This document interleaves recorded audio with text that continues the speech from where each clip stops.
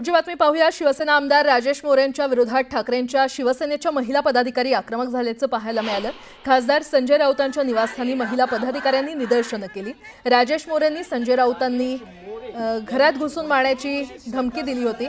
या धमकीनंतर ठाकरे गटाच्या महिला पदाधिकाऱ्यांनी राऊतांच्या विरोधात घोषणाबाजी करत निषेध नोंदवला। तर दुसरीकडे शिंदेंच्या शिवसेनेकडून राऊतांच्या विरोधात आंदोलन करण्यात आलं। एकनाथ भोईर यांच्या नेतृत्वात कार्यकर्त्यांनी जोरदार घोषणाबाजी करत संजय राऊतांचा पुतळा जाळला।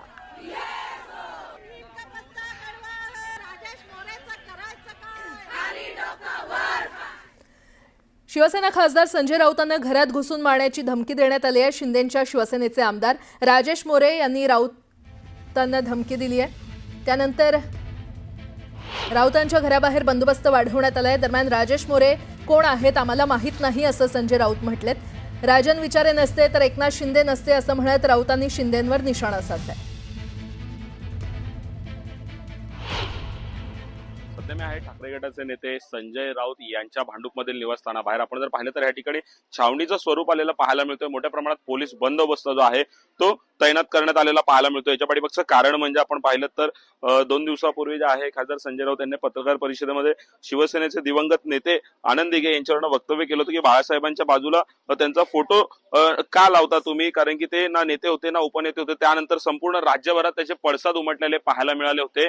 आणि आता आपण पाहिलं तर त्यानंतर मोठ्या प्रमाणात कल्याणमध्ये डोंबिवलीमध्ये जे आहे शिवसैनिकांनी आंदोलन करण्यास सुरू केले होते। यावेळेस जे आहे शिवसेनेचे आमदार राजेश मोरे यांनी जे आहे संजय राऊत यांना धमकी दिली होती की बाहेर फिरू देणार नाही। आणि त्यानंतर आता कुठेतरी जे आहे संजय राऊत यांच्या मैत्री निवासस्थानाबाहेर मोठ्या प्रमाणात जो आहे तो पोलीस बंदोबस्त तैनात करण्यात आलेला पाहायला मिळतो। आपण पाहिलं तर संपूर्ण परिसराला जे आहे ते छावणीचं स्वरूप आलेलं पाहायला मिळतं। या ठिकाणी पोलिसांचा पिंजरा असेल किंवा पोलिसांच्या गाड्या असेल त्या फिरताना आपल्याला पाहायला मिळतात। मोठा बंदोबस्त सध्या हा संजय राऊत यांच्या भांडूप येथील मैत्री निवासस्थानाबाहेर पाहायला मिळतो। त्यामुळे नक्कीच आता कुठेतरी पोलीस बंदोबस्त वाढल्यामुळे परिसरात छावणीचं स्वरूप आलेलं पाहायला मिळत आहे। मुंबईहून मी प्रेम मोरे, न्यूज 18 लोकमत, मुंबई। आणि गद्दार जर आमच्यावरती चाल करून यायला लागले, गद्दार तर कठीण आहे। अशा गद्दारांच्या वल्गना आम्ही खूप पाहिल्या इतक्या वर्षामध्ये। त्याच्यामुळे कोण राजेश मोरे तुम्ही म्हणता मला माहित नाही। मनसे नेते संदीप देशपांडेंच्या दादरमधील इंदुरी चाट आणि बरंच काही या उपहारगृहावरून भाजपनं देशपांडेंना लक्ष्य केलंय। भाजपकडून सोशल मीडियावर टीका करण्यात आली आहे। मराठी आणि परप्रांतीयांच्या मुद्द्यावरून भाजपनं टीका केली आहे।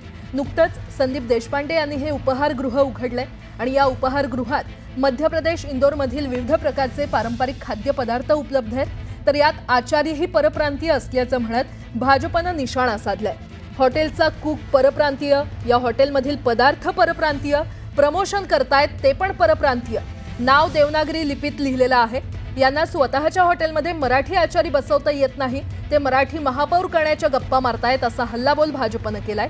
महापौर मराठीच होणार पण महायुतीचा हिंदुत्ववादी विचारांचा असं म्हणत भाजपनं मनसेवर निशाणा साधलाय। जे ट्रोल करणारे आहेत यांच्या बुद्धीची दिवाळखोरी, मला असं वाटतं बौद्धिक दिवाळखोरी इथे दिसते। मुळात हे सांगतात की मी परप्रांतीय पदार्थ विकतो। आता यांना इतिहास माहीत नाही, परप्रांतीय लोक माझ्यावर आरोप करतायत। मुळात इतिहास असा आहे, 1724 साली मल्हारराव होळकर यांना इंदोरची सुभेदारी ही पहिल्या तोरल्या बाजीराव पेशव्यांनी दिली। त्यानंतर मराठ्यांचं राज्य हे इंदोरवर होतं, ग्वाल्हेरला होतं आणि तिकडचे हे पदार्थ आहेत। आजही तुम्ही माझ्या रेस्टॉरंटमध्ये बघाल तर अहिल्याबाई होळकरांचा फोटो लावलेला आहे। आता अहिल्याबाई होळकर आणि होळकर कधीपासून परप्रांतीय झाले?